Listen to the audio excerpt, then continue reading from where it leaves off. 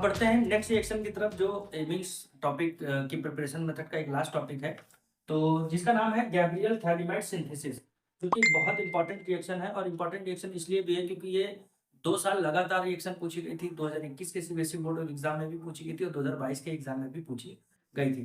वैसे जब मैंने इस चैप्टर को पढ़ाना शुरू किया था तो मैंने स्टार्टिंग में ही आपको कहा था कि इस चैप्टर में हम जो कुछ भी पढ़ेंगे ऑलमोस्ट लगभग आपको उस पर्टिकुलर टॉपिक से एक एक क्वेश्चन जरूर आपको बोर्ड एग्जाम में मिलता है, क्योंकि एमिन चैप्टर बहुत बड़ा नहीं है। सो इसलिए ये एक तरह का स्कोरिंग चैप्टर है। सो इसलिए इसको ध्यान से आप लोग पढ़िए प्लीज, और इसके नोट्स भी बनाते रहिए, लगातार क्वेश्चन की प्रैक्टिस करिए अच्छे से। और ये रिएक्शन जरूर आती है, ये हर 2 साल पे मान के चलिए रिपीट हो जाती है रिएक्शन, तो ये काफी इंपॉर्टेंट रिएक्शन है। तो गैब्रियल थैलिमाइड को समझने से पहले थोड़ी सी अंडरस्टैंडिंग एरोमेटिक कंपाउंड के लिए मैं बताना चाहूंगा। जैसे मान लीजिए अगर बेंजीन की रिंग पे कार्बोक्सिलिक एसिड लग जाए तो इसे हम लोग बेंजोइक एसिड कहते हैं। इसको क्या कहते हैं? बेंजोइक एसिड कहते हैं। सिमिलरली अगर 2 कार्बोक्सिलिक एसिड लग जाए तो इसे थैलिक एसिड कहते हैं। और थैलिक एसिड जैसे पी लग जाता है तो उसको साइलेंट कर देते हैं, तो थैलिक एसिड हो जाता है। अब इसी थैलिक एसिड में क्या है कि अगर हम इसकी रिएक्शन अमोनिया से करा दे तो यहाँ पर एक जो है डेरिवेटिव बन जाता है थैलिमाइड यानी NH ग्रुप का। CO ग्रुप ऐसे रहेगा और साथ में एक NH ग्रुप आ जाता है, इसी को हम लोग थैलिमाइड कहते हैं।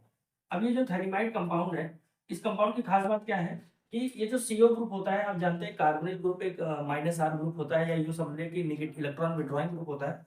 तो कहीं ना कहीं ये दोनों ग्रुप मिलकर नाइट्रोजन से इलेक्ट्रॉन अपनी तरफ जब खींचते होंगे तो कहीं ना कहीं नाइट्रोजन पर इलेक्ट्रॉन की डिफिशियंसी हो जाती होगी, और उस डिफिशियंसी को कम करने के लिए नाइट्रोजन डिपेंडेंट हो जाता है इस हाइड्रोजन से इलेक्ट्रॉन विड्रॉ करने के लिए। अब जब ये कंडीशन आती है कि जब नाइट्रोजन अपना इलेक्ट्रॉन अपने बॉन्ड पेयर के इलेक्ट्रॉन को, जिसका बॉन्ड पेयर हाइड्रोजन के साथ बना हुआ है, उस इलेक्ट्रॉन को अपनी तरफ लेकर आने की कोशिश करता है, तो ये हाइड्रोजन एक एक्टिव प्रोटॉन की तरह बिहेव करता है, या एक तरह से एसिडिक हाइड्रोजन की तरह वर्क करता है। तो अगर ये एसिडिक हाइड्रोजन है तो हम इसकी रिएक्शन अगर किसी बेस से कराएंगे तो ये एक सॉल्ट बना लेगा, क्योंकि एसिड और बेस मिलकर एक सॉल्ट बनाते हैं। तो अगर मैं इसकी रिएक्शन KOH से, यानी कि एक स्ट्रॉन्ग बेस है, इसके साथ रिएक्शन कराऊं तो ये कंपाउंड बनाएगा पोटेशियम सॉल्ट ऑफ थैलिमाइड। इसमें आप इस तरह से नाइट्रोजन के साथ जैसे है, यहाँ पे बस आपको नाइट्रोजन पे माइनस कर देना है, K पे प्लस कर देना है। अब आप देखेंगे कि ये एक तरह का पोटेशियम सॉल्ट बन गया। अब पोटेशियम सॉल्ट बन गया तो इसकी रिएक्शन हम नेक्स्ट स्टेप में कराएंगे RX के साथ। RX में आपको इससे पहले भी बताया कि ये नेगेटिवली पॉजिटिवली चार्ज होता है और ये नेगेटिवली चार्ज होता है पार्शियली। तो जैसे ही इसका एडिशन इस रिएक्शन के साथ कराते हैं तो इन दोनों के अपोजिट चार्जेस को एक दूसरे के साथ ऐड कर दीजिए।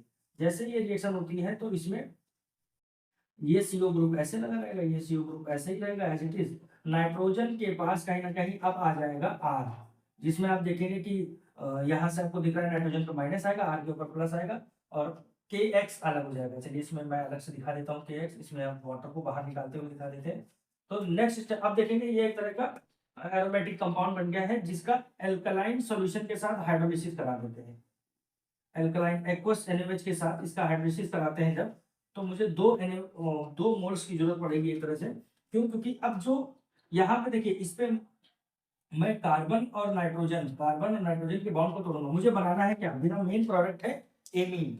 तो एमीन बनाने के लिए कहीं ना कहीं मुझे यहाँ पे क्या करना होगा? RnH2 लाना होगा। तो यहाँ पर क्या होगा, ये जो NaO है, यहाँ से H 2 निकलेंगे, 2 आगे लगे हैं, यहाँ पे देखिए 2 हाइड्रोजन है, तो ये दोनों H Rn के साथ चले जाएंगे, क्योंकि बॉन्ड इस तरह से टूट जाएगा यहाँ से। जब ये बॉन्ड टूटेगा यहाँ से तो बचा क्या? बचेगा यहाँ पे आप देखें बेंजीन की रिंग आ जाएगी सबसे पहले। ठीक है, वेरी गुड। बेंजीन की रिंग के बाद यहाँ पर आप देखेंगे कि CO ग्रुप लग जाएंगे, जो जैसे लिखा हुआ है। फिर इसके बाद यहाँ पर आप क्या देखेंगे कि ये वाले नाइट्रोजन के साथ जो बॉन्ड बने थे वो तो टूट गए। अब यहाँ पे ONA आ जाएगा, यहाँ पर ONA आ जाएगा। क्यों? क्योंकि यहाँ से ONA ही बचा होगा। इस तरह से इस रिएक्शन में आप सिर्फ प्राइमरी एमीन बना सकते हैं। अब इस रिएक्शन की खास बात और भी है कि आप इससे प्राइमरी एमीन केवल एलिमेटिक एमीन बना सकते हैं, एरोमेटिक प्राइमरी एमीन नहीं बना सकते। इसका मतलब है by this reaction you can not prepare aniline compound. Aniline compound में क्या होता है कि एनिलीन बनाने के लिए कहीं ना कहीं, देखिए, एनिलीन के लिए जो बेंजीन की रिंग लानी होगी वो यहाँ से लानी होगी, यानी कि फ्लोरोबेंजीन लाना होगा।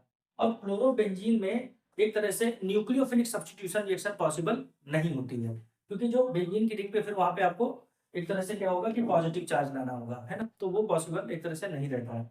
क्योंकि बेंजीन की रिंग में नेगेटिव चार्ज हो जाता है। जब क्लोरोबेंजीन में जो क्लोरीन एटम होता है वो अपने इलेक्ट्रॉन पेयर को डोनेट कर देता है बेंजीन की रिंग में एज अ रेजोनेंस के तौर पे, जबकि यहाँ पर ऐसा नहीं होता है। यहाँ पर क्लोरीन एटम अगर मैं ले लेता हूँ CH3Cl, तो CH3Cl में chlorine having negative charge, partial negative charge, and CH3 group है पार्शियल पॉजिटिव चार्ज, जबकि क्लोरोबेंजीन में ऐसा नहीं होता। इसलिए हम इस मेथड से एरोमेटिक एमीन या सिंपली एनिलीन नहीं बना सकते हैं। चलिए इस मेथड को भी यूज लिख लीजिए, ये बहुत इंपॉर्टेंट मेथड है।